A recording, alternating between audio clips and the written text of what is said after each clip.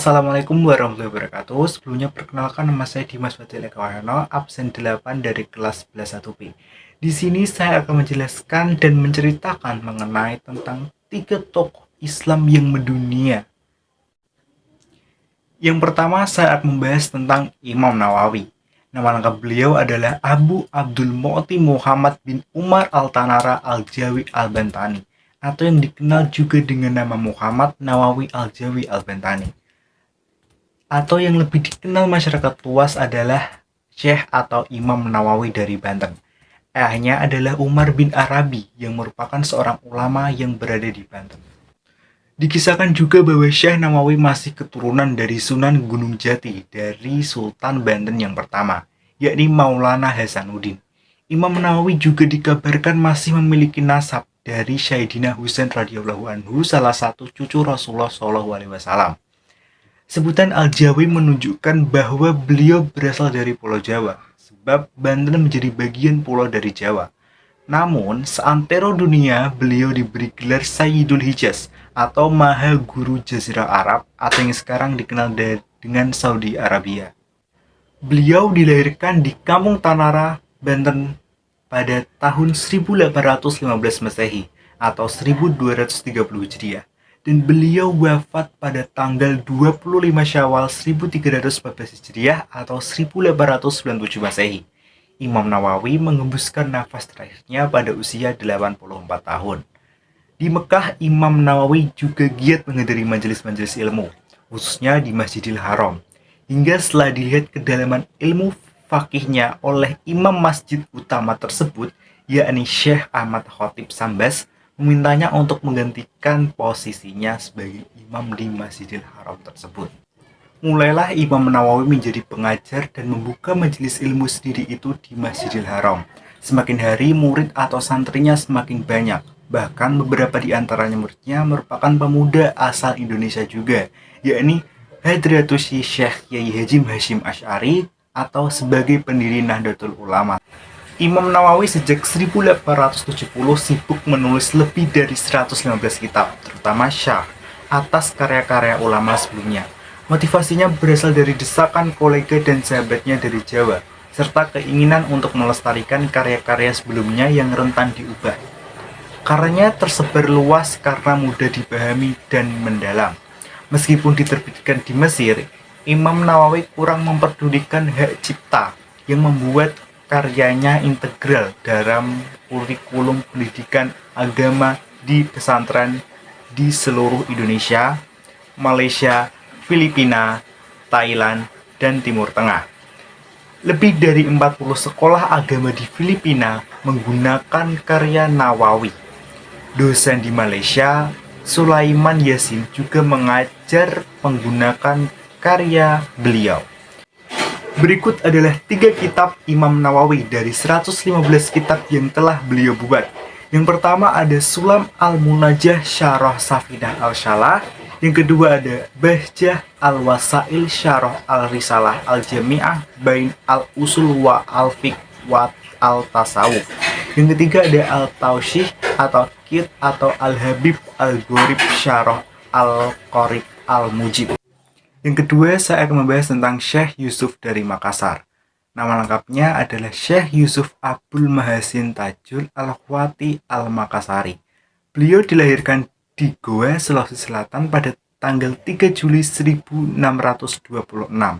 Sedangkan tempat wafatnya ada di Cape Town, Afrika Selatan pada tanggal 23 Mei 1699 pada usia 72 tahun.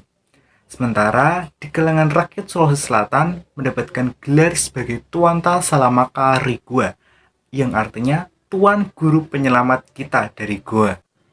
Syekh Yusuf lahir dari ayah dan ibu yang bernama Abdullah dan Aminah. Nama saat ia dilahirkan adalah Muhammad Yusuf. Konon nama ini diberikan oleh Sultan Alauddin Raja Goa pertama yang masuk Islam, yang masih kerabat dari ibu Syekh Yusuf. Pendidikan agama diperolehnya sejak berusia 15 tahun di Goa. Syekh Yusuf juga berguru pada Sayyid Ba'alawi bin Abdul Al-Alamah At-Tahir dan Sayyid Jalaluddin Al-Aidid.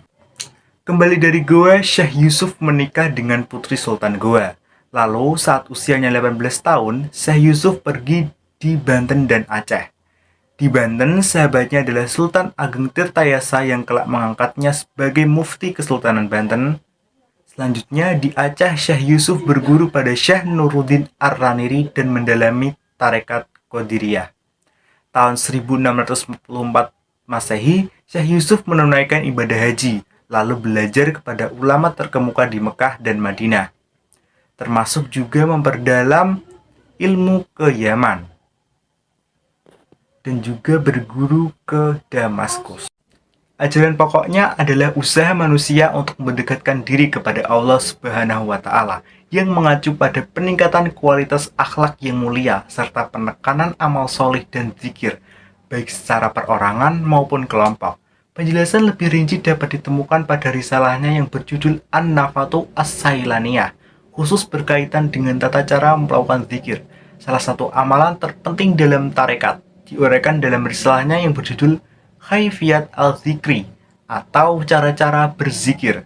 Menurutnya ada 20 macam adab berzikir, 5 diantaranya mengenai hal-hal yang hendaknya dilakukan sebelum berzikir. Yang ketiga, saya akan membahas tentang Syekh Abdus Samad dari Palembang. Syekh Abdus Samad dilahirkan di Palembang yang kini masuk wilayah Sumatera Selatan pada tahun 1116 Hijriah atau 1704 Masehi dan wafatnya pada tahun 1203 Hijriah atau 1789 Masehi dalam usia 85 tahun.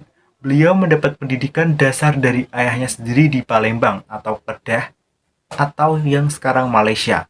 Jika ditelaah dari silsilah, nasab Syekh Abdus Samad berketurunan Arab dari jalur ayah.